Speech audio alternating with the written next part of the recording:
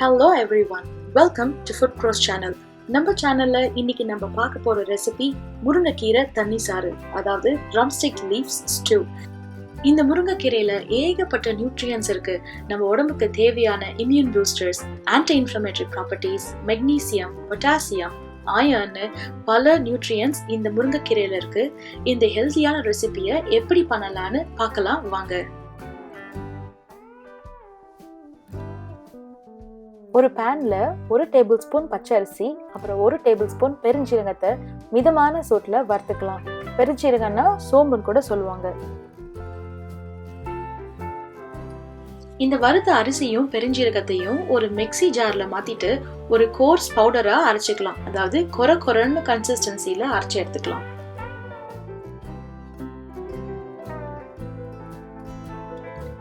இப்போ ஒரு பேன்ல 2 table spoon எண்ணெய் ஊத்திட்டு 1 டீஸ்பூன் கடுகு, அப்புறம் 1 டீஸ்பூன் சீரகம், உங்க காரத்துக்கு ஏத்தாப்புல பச்சை மிளகாய் எடுத்துக்கோங்க. நான் 2 பச்சை மிளகாயை கீறி வச்சிருக்கேன். அப்புறம் ஒரு மீடியம் சைஸ் வெங்காயம், பாதி தக்காளி. உங்களுக்கு புளிப்பு பிடிக்கும்னா நீங்க முழு தக்காளி கூட போட்டுக்கலாம்.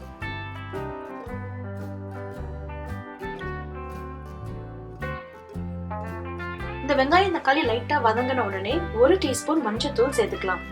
மஞ்சத்தூள் சேர்த்துட்டு மஞ்சத்தூள் வாசனை போற வரைக்கும் லைட்டா வதக்கிப்போம்.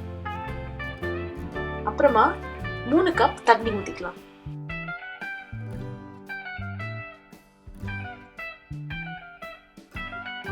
இப்போ ஒரு மூடி போட்டு இது ஒரு 5-10 மினிட்ஸ் கொதிக்க விடுவோம். நம்ம சாறு கொதிக்கிற நேரத்துல ஒரு 3 டேபிள் ஸ்பூன் தேங்காய் கொஞ்சமா தண்ணி விட்டு கொரன்னு அரைச்சிக்கலாம். ட்ரெடிஷ்னலா இந்த ரெசிபிக்கு தேங்காய் பால் ஊத்துவாங்க. பட் தேங்காய் பிடிக்கிறவங்க தேங்காவை அப்படியே அரைச்சு போட்டுக்கோங்க. இப்ப 10 நிமிஷம் ஆயிடுச்சு. நம்ம சாரை திறந்து பார்த்துடலாம். நல்லா கொதி வந்துட்டு இருக்கு. இப்போ ஆல்ரெடி அரைச்சு வச்ச பச்சரிசி பெருஞ்சீரகம் பவுடர் அதை சேர்த்துருவோம். சேர்த்துட்டு ஒரு 2 நிமிஷம் மட்டும் கொதிக்க விடுவோம்.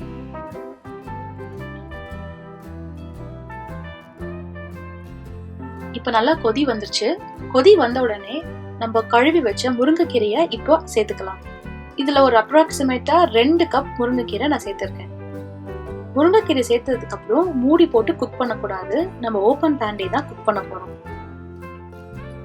கீரை சேர்த்ததுக்கு அப்புறம் ஏன் மூடி போடக்கூடாதுன்னா அந்த பச்சை நிறம் அது போக்க கூடாதுங்கிறதுக்காக மூடி போட்டு செய்ய மாட்டாங்க. இல்லைன்னா அந்த தண்ணி எல்லாமே உள்ளே இறக்கி கீரை கலர் மாறிடும். முருங்கைக்கீரைக்கு நேச்சுரலாவே ஒரு பிட்டர் ஃப்ளேவர் இருக்கு. ஸோ இதை ரொம்ப நேரம் குக் பண்ணோம்னா கசப்பு தன்மை அதிகமா வர ஆரம்பிச்சிடும். இப்போ 2 நிமிஷம் ஆயிடுச்சு. நம்ம கீரை நல்லா குக் ஆயிடுச்சு. அரைச்சு வச்ச தேங்காய் பேஸ்ட்டை இப்போ நம்ம ஆட் பண்ணிக்கலாம். தேங்காய் ரொம்ப நேரம் கொதிக்க வேண்டாம், ஒரு 2 நிமிஷம் கொதிச்சா போதும்.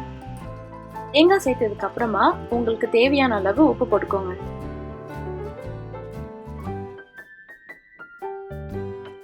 கடைசியா ஒரே ஒரு காஞ்ச மிளகாவை கிள்ளி போட்டுக்கிறேன் டேஸ்டுக்காக.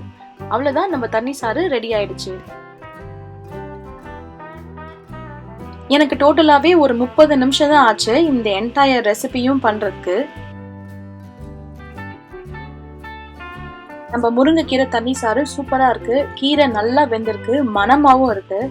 இதை நீங்களும் கண்டிப்பா உங்க வீட்டுல ட்ரை பண்ணி பாருங்க. ட்ரை பண்ணிட்டு எப்படி வந்துச்சுன்னு எனக்கு கமெண்ட் பாக்ஸ்ல சொல்லுங்க.